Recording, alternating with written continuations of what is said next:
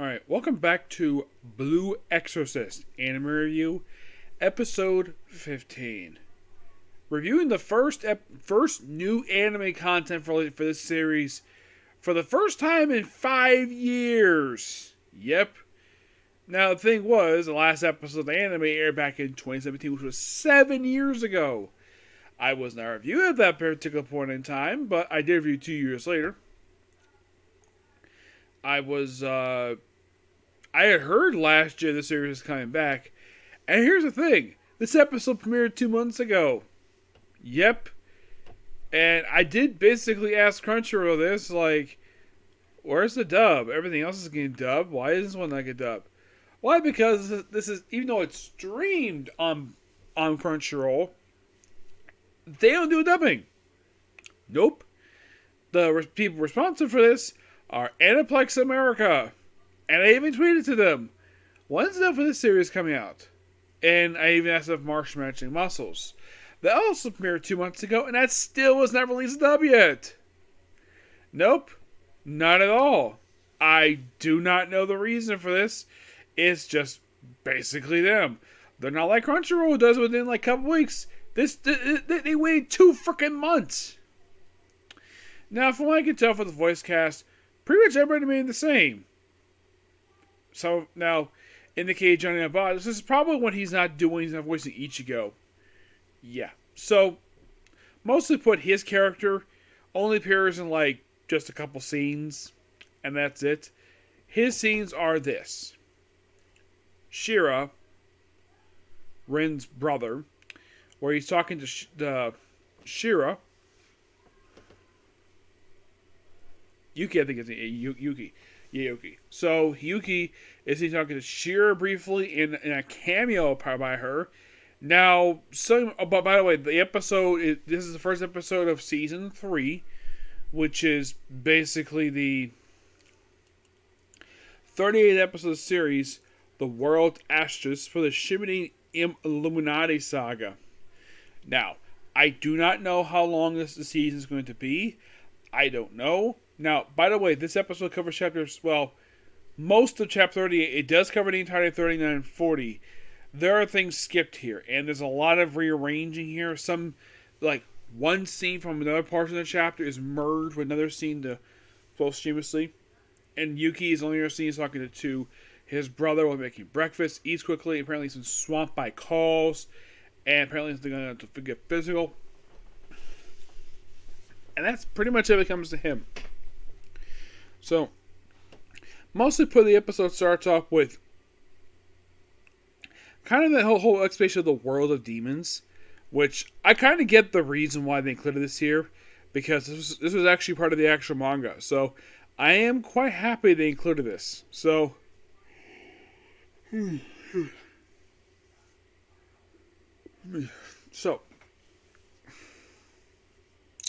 at the explained demons, and then we see Rin waking up in not in True Cross Academy. Nope, this is Cram School. Now, those of you asking about this, what the heck is Cram School? It's this sort of this after school, it's kind of like another type of schooling that is supposed to be grades per se. From what I can tell, a lot of the times back in fiction, it seems as though parents force their own children to go to these things. And the way it's usually depicted, I don't know how it is over there, but it seems like a lot of the time the cram school teachers are known for being very cruel, and mostly it's help them basically get accepted. Now, that's mostly what it is, and it's basically just in their class. It's kind of like a night class. And it's standard for Japan, basically, to have this. In the U.S., mostly we do homework at home. Of course, there happens some I've seen we do homework at home, but they don't go to cram school. Sometimes we go to cram school on the weekends. Yes, the weekends. They go to cram school. The reason? To make sure they don't fall behind in their grades. Yep. So, there's this classmate of his who's seeing a demon, and later on he chats with him for a bit. Reveals he's an exorcist in training. In fact, he, doesn't tell him he's a half demon, that he actually has a little bit later. So, it's a lot about demons. And then the character scene again to like the very next scene. So then they kind of switched up around a bit. Yeah, there's a scene that happens next. They actually moved it a little bit later in the episode. Yes, this episode rearranged several scenes. I think this is fine, mostly. So basically, then he comes to school. They actually got the line where he mentions, "Oh yeah, cram school's been canceled." So he looks inside of his locker. Now you watch this and you're seeing this from American perspective. Like, why is their locker so tiny?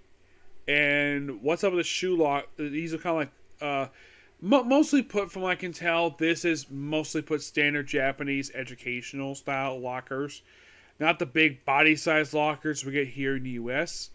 Now, some of you might be curious though. Did I ever have a locker in high school?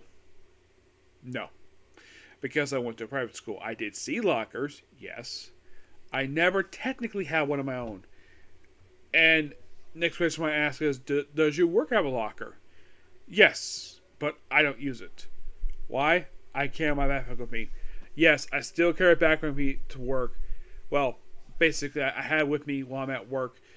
Purely because it's its own habit, I bring with me all wherever I go. So that's most of exactly what it is. The only time I don't bring with me is if I go shopping, or if I go, let's say I go to like a Walmart or go to the movies. Don't even bring my back with me. There's sometimes I would bring my back with me, but not always. But moving from that, then we see something that's standard Japanese fare for anime. So, Reno was his locker, and then his friends point out, "Oh, there's a love letter in his locker." Now, this is all something I have seen in American fiction as well, except that they're not like underneath the shoes per se. And somehow, some way, girls can easily sneak these love letters in there. Now, I've seen this in multiple different anime, so this is nothing really new. Mostly put, this is the girls confessing their love for guys. So, you think, ooh, it's a love letter, except it's from Mephisto, the headmaster. So, they revealed they actually referenced the events of the previous season show, the Kaito Saga.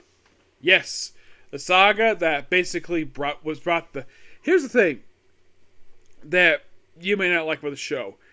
The first season, I'd say the first like about 18 episodes are all canon. The first season was 25 episodes. The remaining 7 were filler. And in my honest opinion, I think a lot of people probably give me this, that filler nearly killed the anime. People hated that filler. The filler was terrible. And then like the movie, which actually was better, but it was basically filler. It was completely unoriginal. That movie basically revived interest in the anime, and we got season 2. Excuse me, when season 2 started up, all those filler episodes were deemed not canon to the series.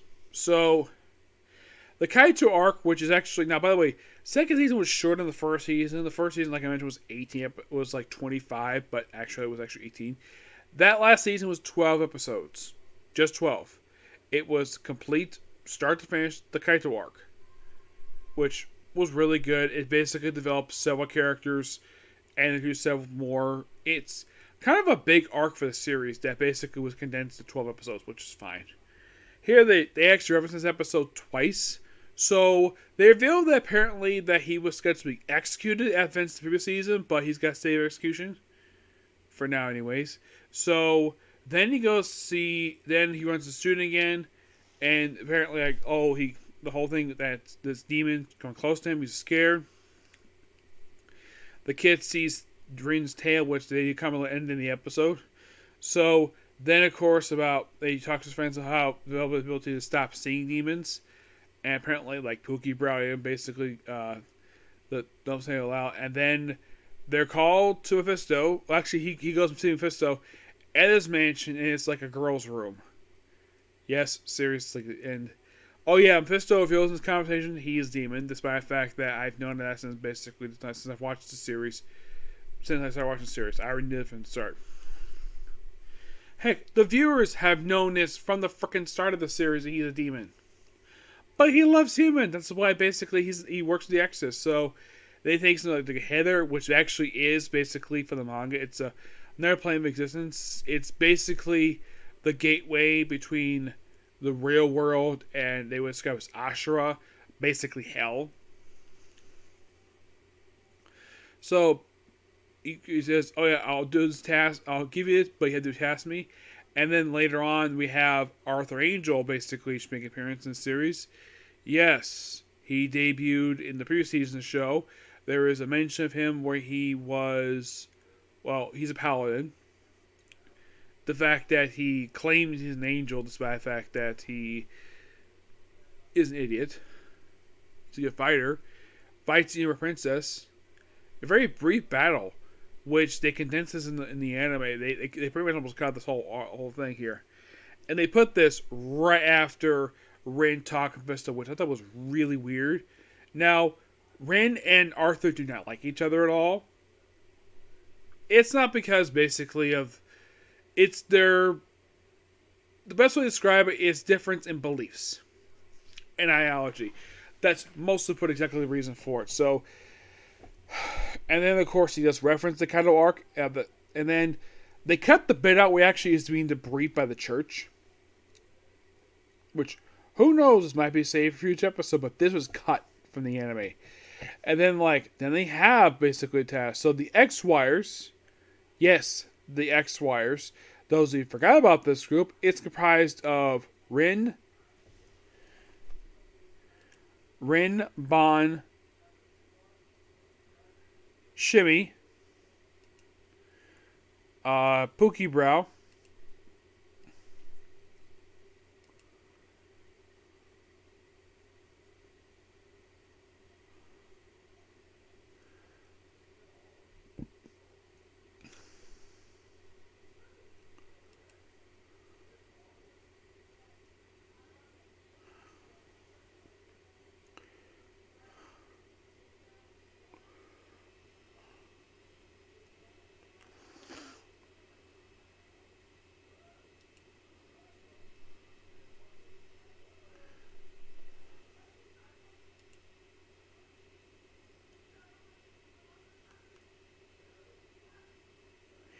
there's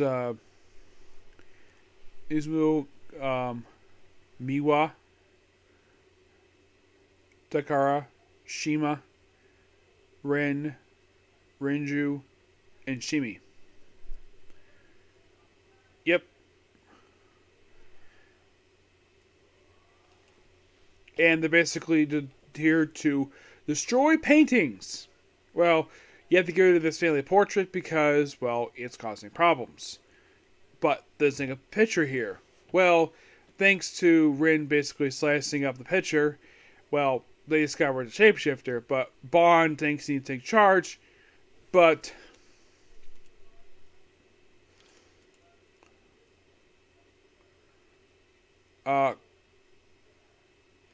Miwa, he basically wants himself basically to take charge. Now, here's the thing about his voice actor. He's voiced by Mana Marshall. Who is Mana Marshall, I might ask? If you're familiar with Digimon, she's the voice of Izzy, the smart kid. Yep. And she's back here for this series, which I think is awesome. Now, those of you curious though, did she reprise the role for Try?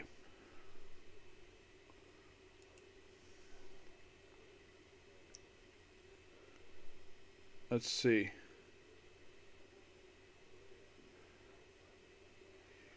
No. They don't say that she did, but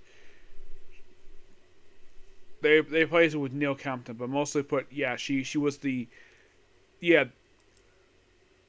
not the first time I've heard her in another series that's not this one. First time I heard her was basically Digimon. And most people heard her in, well, Naruto and not a heck of a lot else. Oh yeah, she was in the Dragon series. Yep. So he wants to take charge. So everybody gets all their separate. He basically points out their flaws, so they need to prove. In fact, one of them basically is like his festive anyways, Rin has been declared the ace in the hole, basically some save just in case emergency. So that faded out the people, and of course, the barrier. Of course, he takes his glass to make a barrier. So he discovers 3 portraits with the same frame, like attack those. And of course, Pokebrow does, but it doesn't work. So it comes with another idea. Attack them all 3 at the same time. So we have Rin, Pokebrow, and I believe it was Bond proceeds to destroy all the paintings. Rin gets the eye drops, goes straight to Sal, who gives it to him. And this is, of course, merging the another scene from scene from earlier for this one, where at the gives him, he finds out though he is a demon, and asks him, "Are you scared?" Yes. And then right after this, then comes the end of the episode where Mephisto is in his office declaring that the border between this world and the next world being blurred. So, good episode, definitely. Kind of weird though, the fact. Oh, by the way, Shimane's mom does make an appearance in this episode. She doesn't do anything per se. No, she is mostly put there just.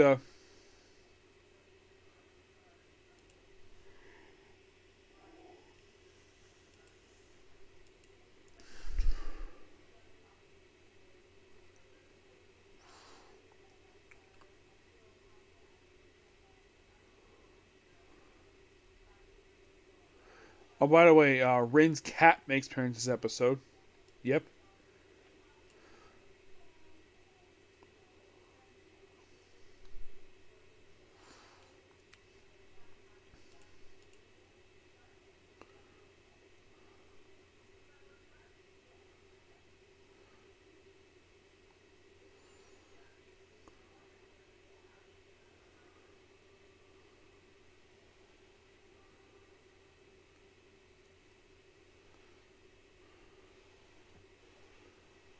Now, somebody might be curious, who was the voice of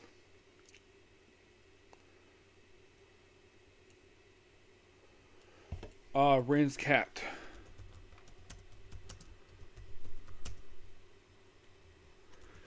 This might surprise you about this one.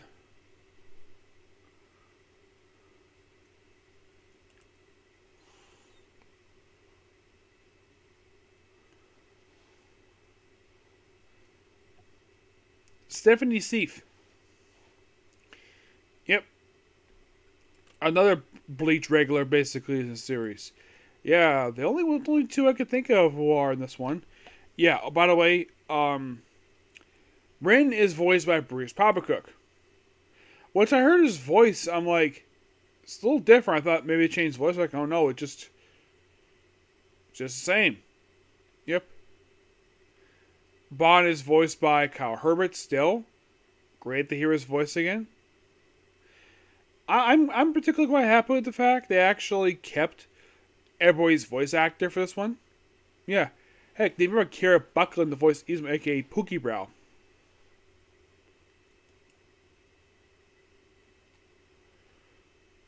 I mean, it's always good to hear Kira Buckland. Always great to hear her voice again. The fact that she's playing this character again, which is awesome. Yeah, and not the only series I've heard of it. Aside from this one, I've also in the Astir Core, where she voices the female lead of the series. Let's see, she's in the 2011 Hunter x Hunter. Tess is the Devil as the, female lead in that one. Actually, second lead. She's Beatrice in ReZero. She's also in JoJo as Remy. She's also in Konosuba as Chris. The Ranger Hero, Isekai Quartet. Welcome to discover as Amari Azazi, great character she is. Setsuna from Yasha Princess Half Team. I believe she's the sister. Yes. Oh yeah, she's Jolene Cujo from JoJo. The Hidden Natural Inter. So inspires So What. Eden Zero is the female lead of this series. So I got a good amount basically for her. Great voice actor she is. Oh yeah, she's also Sullivan Squire from Burn the Witch film. Yep. I've heard rumblings might be a sequel. I personally would like it.